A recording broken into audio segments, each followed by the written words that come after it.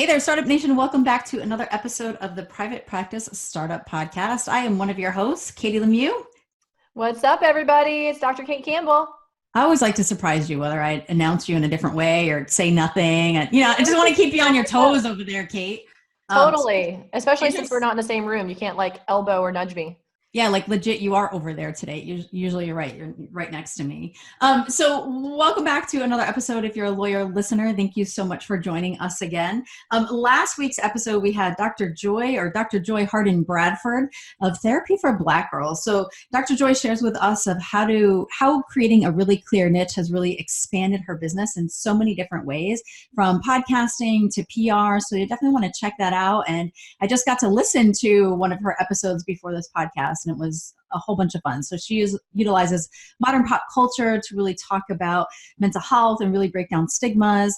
She also supports therapists. So definitely check that out. Join us, go back and listen to that, or just binge watch a bunch in case it's a Saturday and Netflix isn't really doing it for you. But today we actually have Dr. Maelisa Hall from California, and Dr. Hall actually lives on a boat. So maybe she'll share a little bit with us about that. But she's a licensed psychologist, wife, nail design enthusiast, and co-host of My Business Bestie. As we were talking to her before we started this podcast, I'm just going to dub her the productivity queen. Like, Kate and I already learned something before we even started to really increase productivity effectiveness. So we're going to be sharing a lot about that today as we talk about 3 quick tips to write better notes. So here's the thing, guys. If you're a therapist, you're going to write notes. So that means 100% of us are going to write notes.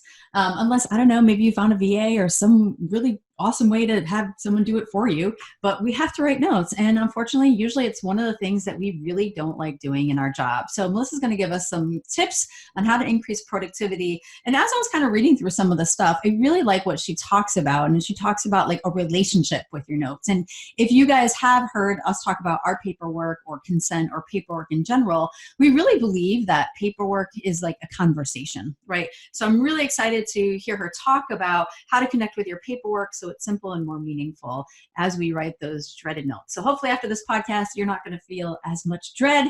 Maybe you'll feel a little bit enthusiastic, get those notes done before you leave the office so it's out of your mind. I've heard therapists have months worth of notes that they have to catch up on. They have an audit coming up. That's scary.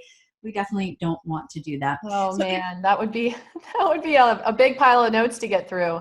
I know a lot of people have that love-hate relationship, so I'm curious how you're going to help people transform their relationship so maybe they'll actually enjoy the note-taking process. Do you think it's a love-hate relationship, Kate, or usually a hate-hate?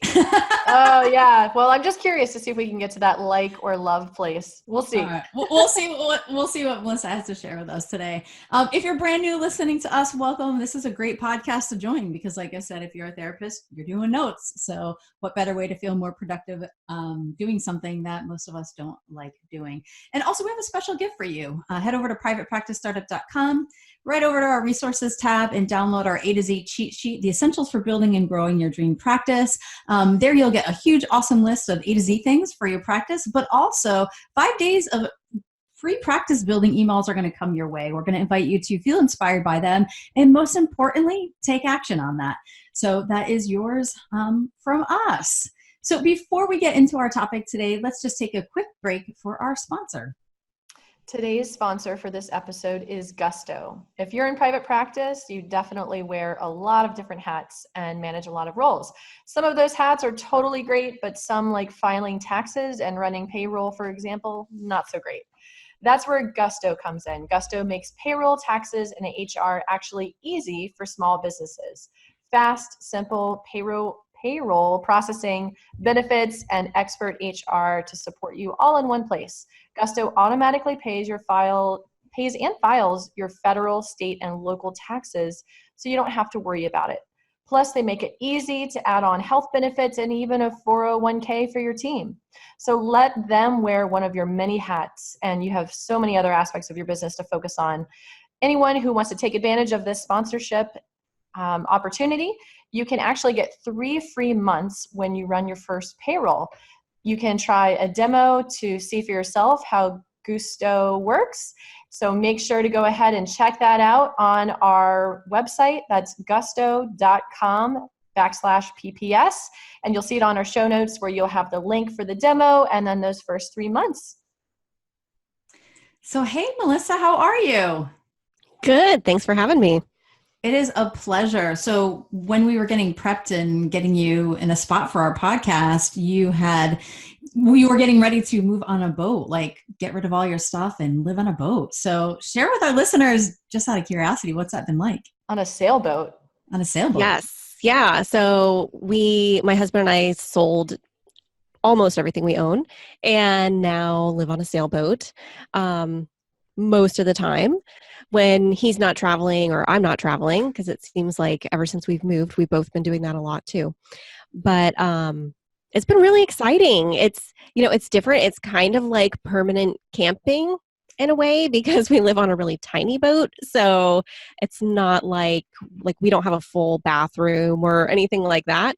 And we have to use like a little camping stove to cook. And so it's all very, very different, but it's really helped me with one of the things that I struggle with, which is kind of being a workaholic.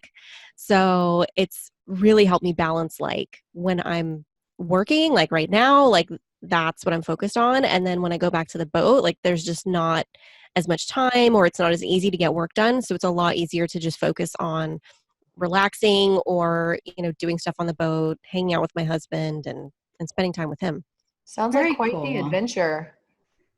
Yeah, hopefully it will be. And So, it's was exciting, for, but not scary adventure. so was this kind of like a dream of your guys? Like, this is what, like, when you think of dream lifestyle, you're like, let's do this. Yeah, I think we've always been into, I keep wanting, I don't know like the appropriate phrase, but I guess it would be like alternative lifestyle. I don't know, um, we have talked about doing the RV thing, like just traveling around the country. We talked about moving to Thailand. We talked about being on a sailboat, but I think the sailboat kind of won us over because it's one of those things where even if you have the cheapest boat and you could be next door to, a $2 million yacht, you both have the same view. You both are looking at the same sunset. And it's also a great way, kind of like having an RV where you can go and travel to all these different places, but keep your home with you. So it makes it easier in that way. And I think we both want to travel to other countries and do a lot of that. So this seemed kind of like the easiest way to do that. And then also learn a new skill, spend a lot of time outdoors and kind of have a more active lifestyle. And also to do it like while we're a little bit younger. Because a lot of people do this when they're like in their 60s and then they're a little bit more limited with what they can do. Like you know, we can handle a little bit more physically. And that means like just being strong enough to do certain things, but also like really basic things. Like you're just a little bit more tolerant of not having a bathroom, I think, when you're in your 30s than when you are maybe in your 60s, right? So, so some things about that were like, you know what, let's do this now. It's so Very interesting. interesting. For those of you who are listening, we just lost the lights with Melissa. So she looks like she's podcasting in the dark. It's really kind of creepy. We are in the I month of know. Halloween, so I don't know. It's That's what I was thinking. I thought that was cool. it's I know. very, I am podcasting in the dark. This is the first time I've used this. I'm in a co-working space now because we're on the boat, and apparently the lights have a timer. yeah. Apparently. Do you have to like wave your hands or something like that to see if they turn back on? I was trying, but we'll see. They're Either not- way, they're I have a not nice censored. glow from the computer. You really do. You have like this halo glow, and then you have this looks like a neon blue microphone that's just glowing right there. So this will be a first. Oh, and the lights are back on. I was able to Awesome. do it. It's so Very interesting to cool. hear about your experience with just letting go of so much of life and moving on to a sailboat. And with an online business, you can work from anywhere, so you can travel the world, and your office follows you, which is so cool. We live down here in South Florida, and Fort Lauderdale is one of the biggest yachting, boating capitals in the world. And I actually attract a lot of yachties and those who work on the yachts in my practice. So I'm always hearing about all the stories about living on the boats and the drama that will happen with the crew and all of that. So it's cool to hear about you actually living on the boat and bringing your business on the boat and all of that. Good stuff. Yeah. Yeah, it's really exciting. And that was part of it. We were like, you know what? My business is at a place right now where we can actually do this. and this business is what is sustaining us. So it's really, really exciting to have an online business that offers that flexibility, but also is still like, I'm still able to engage with people really regularly, and talk with my customers, and everyone is just an email away. And like with smartphones, it's so easy to stay connected to everyone. So that's been really cool.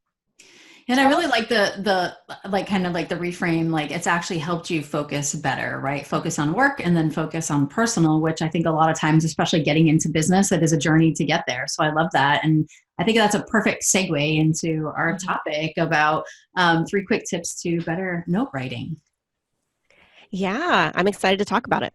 I was curious before we get into the topic, tell us a little bit about QA Prep and how you had the inspiration to create this company.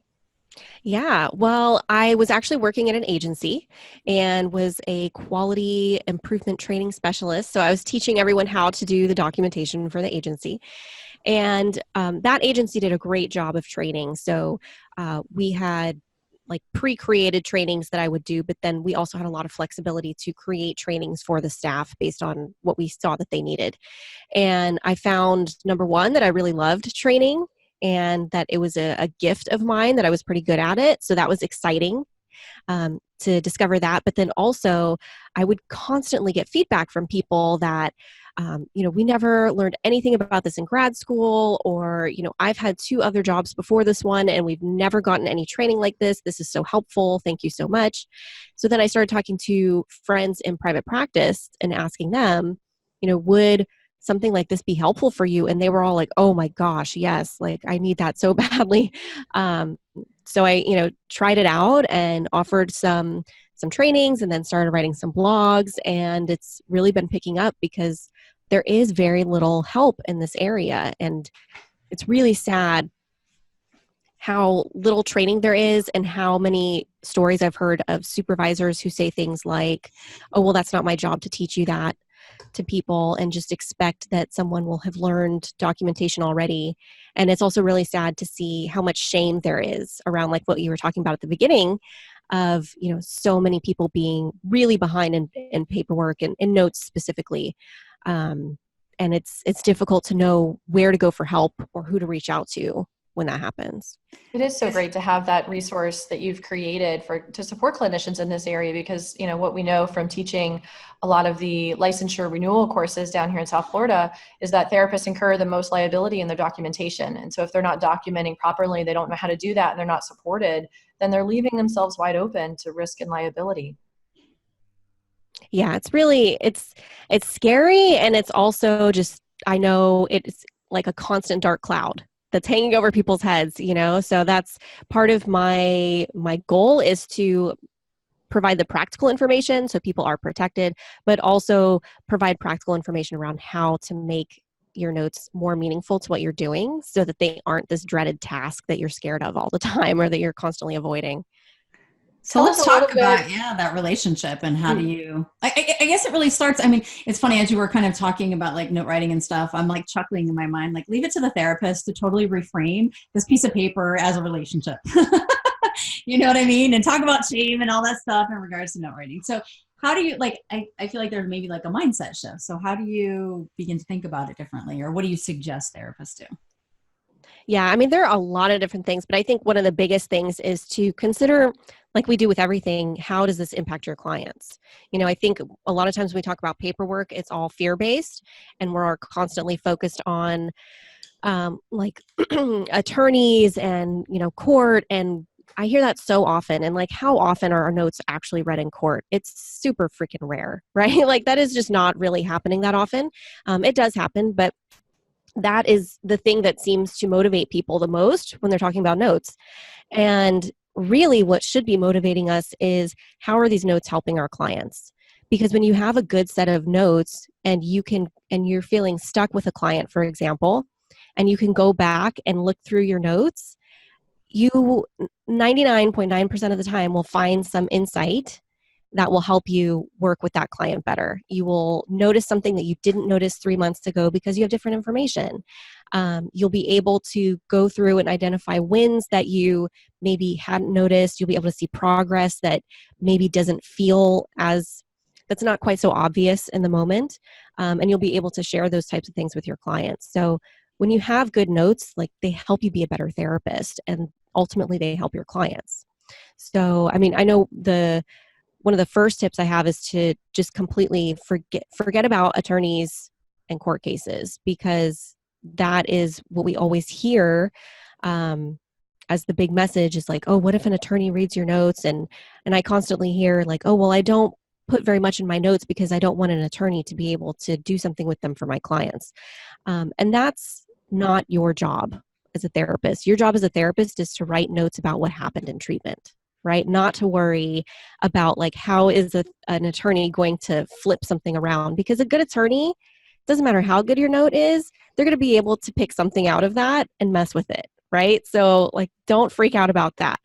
And don't make that your focus. Like, make your focus, how are these notes going to help me be a better therapist? How are these notes going to help me be a better therapist for this client? Nice. So what's the next step after that, like, as we really get into the note writing? Yeah. So another thing that I see is really common is people say, oh, well, I want to use this program that has all of these check boxes created for me, or, like a progress notes planner or something like that. And what I actually find is that those type of things confuse people more than they help. If you have one of those things and they do work for you, great, keep using it. Go for it. It's just that a lot of times people think that's going to solve their problem, because their problem is that they feel very confused about what to put in their notes. And then just having a giant list of check boxes doesn't really help that problem. It also doesn't really help you get that information. Like I was saying before, if you want to have a good note that you can go back to and see what you did with someone, if you just checked off things like cognitive restructuring, reinforcement, mindfulness techniques, and just checked off a bunch of boxes for those things, what does that actually tell you? You go back and read that note and you're like, not much. I don't know what I did. I don't know what this person did with this. So I recommend that people, that you do use things like check boxes, like absolutely use whatever time management strategies you can. Save time on your notes, but make it personal, and the easy way to do this is to go back through some of your notes and pick out the common interventions that you find yourself writing over and over. And then create your own check boxes from that, or create your own like templated sentences that you can then finish off the end with, like what you did. So reinforce for client. Okay, then what did you reinforce? Gave client insight regarding what was it about? Don't just say that you gave insight or helped them to provide insight. So looking through it and giving yourself some time management strategies so you're not constantly worried. If you just have a list of 15 check boxes, that's going to cover probably 95% of what you would typically write in a note. So you can do that and it'll save you a lot of time. Because the flip side is I'll hear from people who spend 25, 30 minutes per note because they are not worried about writing too little, but they're just so paralyzed by the process of writing the note and don't know what to put in there, and then end up putting all kinds of things in there. So if you use some kind of check boxes that can help you save time and kind of focus on what you need to actually put in there, but then just make them personalized so that they actually mean something to what happened with the client that day. Mm-hmm. As I hear you talk, like one of the things that I find really helpful is when you practice therapy from a certain model, you're almost given the interventions, right? It's not like you have to like figure out like, well, what did I do today? What model? But if you practice, Kate and I both work with couples, so it's a lot of Gottman stuff and putting that. And I've always learned, I'm kind of in the same boat as you were, Maelisa, that I sat on the other side being a supervisor. We talked about this a little bit and had to teach people to write notes. And one thing that I always say is, so you put the intervention and then you ask yourself, what was the response or result? right? So provide an insight, what response or result did the client get, right? And so when you have, I mean, this is just overall how to be successful in life, right? When you have a blueprint template or system, it becomes easier just to plug that in because it's the same and it's effective, and it also creates better time management. So I like how you say that, and you're right. Like we think about checkboxes as helping time management wise, and it might help, but also too, it leaves a question of when you do look back, yes, what did I do? I know sometimes if like I don't see a client for 3 weeks, like I need my notes to be like, where did we leave off? What did I say I was going to do next? Like I utilize my notes to assure I do that. So I would definitely, I don't know that the check boxes would help me. Yeah. Yeah. And I mean, I just know that from being someone who's read probably thousands of notes at this point by other therapists. It's really difficult when you read through and you're like, every note sounds exactly the same. I have no idea what you did with this person. And each week sounds the same, and they're not helpful. And then you're just doing paperwork just to do paperwork. And that's Yeah. pointless. I think that's what I mean when I'm talking about making your documentation meaningful. It shouldn't be like sometimes does happen in agencies. Oh, we just do this form because we have to do this form, right? And sometimes that is the case in that setting. But if you're in a private practice, you don't have to do that. So don't, write a note just to write a note. Write a note that's actually going to serve a purpose. Mm-hmm. Yeah. So what other tips do you have in regards to how to write better notes? Yeah, I think well, I have a bunch of tips, but the last the last tip we'll talk about here, because I could talk about this stuff all day, is to involve your clients in the process. So this one is really scary for a lot of people, but when I really dug into research around this, it was extremely compelling and pretty surprising. And by involving your clients in the process, I mean literally writing notes with your clients. This is a great strategy to consider if you are bad with time management, if you're constantly getting behind, then it's something to at least consider trying out. And some of the benefits that I was surprised to read about when I was looking this up is that when clients have access to their notes, most clients report that they secretly feel like their therapist thinks they're crazy. And when they had access to notes, they were like, oh, no, she's not just writing that she thinks I have all of these issues. Like she's just writing about me like I'm a normal person, struggling with something. And also it was really, really helpful with clients who are quote unquote resistant.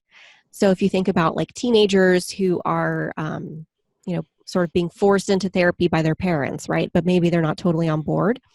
And my theory on why that is that I think if you think about a population like that, they feel very stuck and they feel like they have to do something, they're being forced into this meeting with this therapist every week. But if they have a say in what the therapist is putting in the note, then I think it's very empowering. And it likely helps them to feel like they actually, have something to contribute to the process.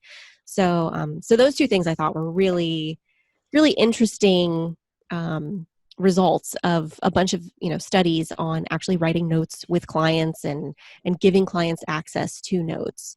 And that's what I used to do, was give clients access to my notes, and it was hugely beneficial. Yeah, I'm curious about what your recommendations are for how clinicians can do this in a way where they collaborate with the clients and involve the clients, and it doesn't, because sometimes clinicians can feel really intimidated by that, and have a lot of assumptions about how it might impact the client's experience. So what do you recommend for how clinicians approach this with their clients so that it is well received and clients can really understand where they're coming from? Yeah, I think you always approach it as how it's going to benefit them. So first of all, saying something like, you probably know that I write notes about each of our sessions after we meet, but this week I want to try out something new and I want to get your feedback on what you thought about today's session. So we're just going to spend the last 5 minutes wrapping up what we talked about today and make sure we're both on the same page. And I'd love to see what you thought about today. And that's a really easy thing to do, right? And I mean, practically, you want to practice having something like that to say so you don't like stumble over your words or get really nervous if it is something that's kind of nerve-wracking for you. And then the other thing is you want to make sure that it's a trial period.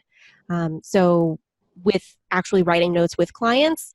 According to the research across multiple studies, it was pretty consistent that it worked for about 75% of clients. So it's not going to work for everyone. And you want to, make sure that people know that, they have the option not to do it if it doesn't work, but that it also took about 6 to 8 weeks for both the client and the therapist to be totally comfortable with the process. So you want to give yourself time. If you try it 2 weeks in a row and it still feels kind of awkward, don't just quit. Because this really can be, I've heard from so many people that this is like a life-changing time management strategy. And when you hear the results from clients too, on the client end, it seems to be pretty positive overall. So it's definitely worth checking out, but make sure you don't, quit before you feel like you gave it a good go. So make sure you do try it 6 to 8 weeks first. And I love that you talk about that. And I think that's so important because when I was leading and managing teams, I actually taught a lot of therapists how to do that in session and make it part of the clinical process. And it's like a summary, right? So it allows the client to summarize what they're taking away. And it also creates ownership. They're owning their session and they're giving you the summary, the feedback. And I always kind of like to say, so if you're a therapist that likes to assign homework or whatnot, is what's the next step that you want to take out of everything that we talked about today, the things that you've highlighted. And it is a really good clinical summary. And also, I think about the fact that many therapists bill insurance. Well, when you're writing your note at home on the couch, watching your favorite show for hours and hours and hours trying to catch up, you can't bill for that. But if you're doing it in the session, that's part of the session time and you can. So we're looking at really creative ways to manage your time and maximize your time and effectiveness. So this was super helpful. And again, I really like talking about the relationship. And kind of before we kind of close, I want you to share with us what you're talking about, the Pomodoro session. So maybe if you're a therapist and you're not ready to write notes in session, but you got to get caught up, share with us about that really cool time mastery tip. Yeah. So the Pomodoro technique is a technique that I use actually a lot in my membership community. We actually have co-working sessions consistently because it's a great way to catch up on notes. So if you are behind on notes, what you do is you work on a specific task for 25 minutes, then you take a 5-minute break, and you do that 3 times. Then you take a 15-minute break, and then you go back into another 3 sessions. And then you should take a longer break, like an hour. And then you can go back into it again if you want. But having that structured time is really, really helpful because you don't feel exhausted at the end because you've been taking consistent breaks. And if you are really dreading doing that task, then you can at least commit, okay, the first 25 minutes I will work on notes. And then if I am just absolutely hated the task and feel horrible after it, then the next 25 minutes I can do something different. Maybe I can work on some marketing or whatever. So it's a great way to structure out things that you're doing. It's also what I found from, running these sessions where therapists are catching up on notes. It's a great way to identify how long you're taking on your notes because a lot of people will say, oh my gosh, I only got 1 note done. And that lets you know, okay, you probably need to work on, either minimizing what you're writing or structuring your notes so that you can write it a little bit more quickly. Yeah, the numbers don't lie, right? Yeah. And really doing some data research, and that really helps. So thank you so much for being with us today, Maelisa. And what do you want to make sure our listeners take away from your message? I think the biggest thing to take away is that notes don't have to be dreaded, but you will have to shift the way you're thinking about them a little bit and to focus on how do your notes serve you and serve your clients? How can they help you be a better therapist to your clients? And also just being willing to step out of your comfort zone a little bit. Like if you've always done notes a certain way and trying to do it in session, letting people know when we're transparent and say, hey, I'm trying something new. This might not work. It might feel a little awkward, but I think it will benefit you and I. And just be transparent about that. I always find when I'm uncomfortable about something, just sharing that just kind of de-escalates the anxiety and helps. So, I really hope that those of you are listening today, and I know that there's therapists in your guys' world that need to hear this podcast. So please share this. And, we want you guys to have fruitful practices that are just expansive. They're your dream practice. And we know that note writing is just part of the process and part of what we do. So if, Melissa's words of wisdom can help you be more effective, create better time mastery as it pertains to your practice, we definitely hope that happens. So join us next week as we talk to Dr. Keely Combs. We are so excited to have them on our podcast because we've been talking about them for a really long time. For those of you who have joined us on one of our webinars and we talk about paperwork, we're always talking about Keely's social media policy. So we're super excited to have them talking about this on our podcast. It's been a long time coming.